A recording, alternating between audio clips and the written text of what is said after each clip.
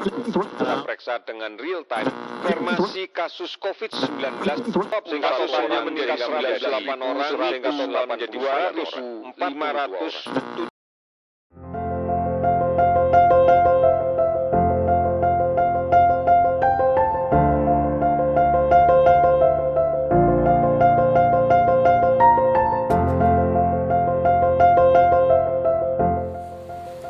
Corona menjadi salah satu kata yang banyak diperbincangkan oleh khalayak ramai.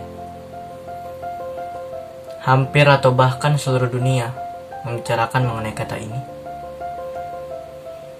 Tentu bukan hanya sekedar kata yang tidak memiliki makna, melainkan mikroorganisme yang berdampak pada jutaan jiwa manusia di seluruh dunia.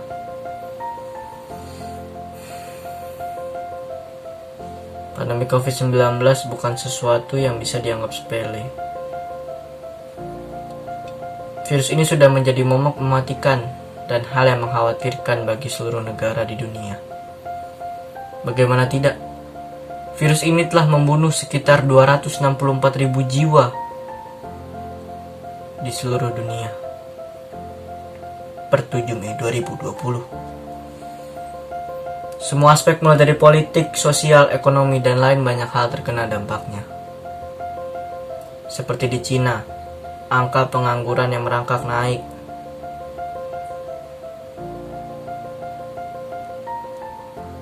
%6,3% pada Februari lalu.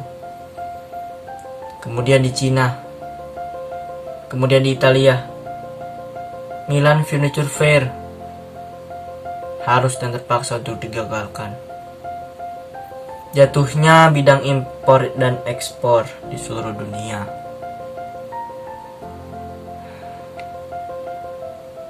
Berapa banyak lagi yang harus dirugikan karena adanya virus ini. Begitu juga di Indonesia. Tanah air kita sedang berjuang melawan virus yang disebut musuh yang tak kasat mata. Perjuangan para dokter, tenaga medis, dan para relawan yang berjuang dan terus untuk di garis terdepan saat ini. Pemerintah yang terus memikirkan kebijakan dan solusi bagi masyarakatnya. Para penjual makanan, produsen, dan juga ojek online terus dan tetap bekerja saat pandemi ini. Serta bersama dengan seluruh Indonesia, kita bersama-sama melawan virus ini agar segera pergi meninggalkan rumah kita tercinta. Ekonomi jadi salah satu aspek yang paling terkena dampak karena adanya virus ini. Masyarakat banyak kehilangan pekerjaan, penghasilan yang menurun. Pekerja banyak yang dirumahkan dan masih banyak lagi. Entah berapa banyak lagi pihak yang dirugikan karena adanya virus ini. Tidak ada yang tahu. Begitu juga dengan kami para pelajar. Kami dituntut untuk belajar dari rumah. Termasuk saya yang memutuskan untuk pulang ke tempat asal. Pada awalnya, saya merasa senang karena dapat pulang, dapat berkumpul dan bertemu dengan keluarga. Tidak perlu lagi belajar di kelas. Lebih banyak waktu untuk beristirahat. Dan tentunya mendapatkan perbaikan gizi dari orang tua. Sungguh hal yang sangat menyenangkan. Tapi sayang, senangan itu tidak berjalan dengan lama. Mengetahui perpanjangan masa pembelajaran daring membuat saya kesal dan geram. Bosan karena harus menjadi tahanan rumah. Dan rindu terhadap para kerabat di sekolah menjadi faktor pendorong ingin kembali bersekolah dan menjalankan kehidupan seperti biasa. Tapi apa daya, masa pembelajaran daring bukan dipercepat melainkan harus dan terus diperpanjang hingga akhir semester. Masa pembelajaran daring ini tidak ada kata produktif setiap hari. Setiap hari selalu ingin tidur, makan, bermain game, bermain sosial media diulang terus-menerus, tidak ada perkembangannya setiap hari. Berbeda 180 derajat dengan kehidupan seperti biasa di mana para pelajar berkumpul bersama untuk melakukan kegiatan pembelajaran.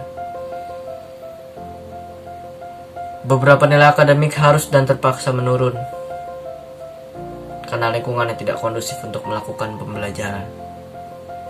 Materi hanya masuk kuping kanan dan keluar kuping kiri. Tidak ada yang tersisa. Bahkan menatap layar 7 jam lebih untuk mengikuti kegiatan pembelajaran yang tidak menuaikan hasil. Di luar sana, banyak orang yang sangat terugikan karena adanya virus ini. Bahkan pada saat saya menginginkan untuk pergi dan keluar rumah, pada saat itu juga banyak orang menginginkan untuk makan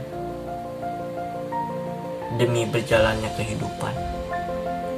Oleh karena hal itu saya harus dan terus bersyukur karena Tuhan telah merencanakan semuanya. Tuhan tidak pernah tidur.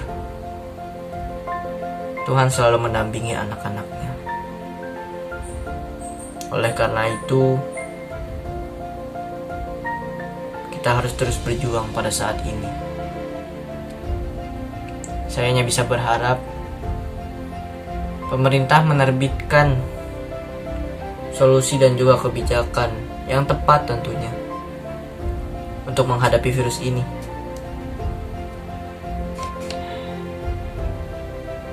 Sebagai masyarakat, kita dituntut untuk mempunyai kesadaran diri terhadap kebijakan yang telah diterbitkan oleh pemerintah. Kita harus mematuhi peraturan yang telah diterbitkan pemerintah,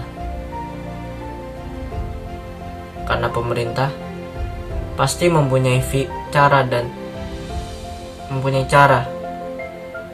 juga solusi terbaik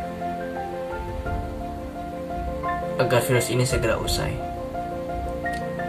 Semoga secepatnya kehidupan dapat kembali seperti biasa. Masyarakat dapat kembali bekerja, pelajar dapat belajar di kelas sesuai dengan tempatnya. Semua aktivitas dapat kembali seperti biasa. Lekas pulih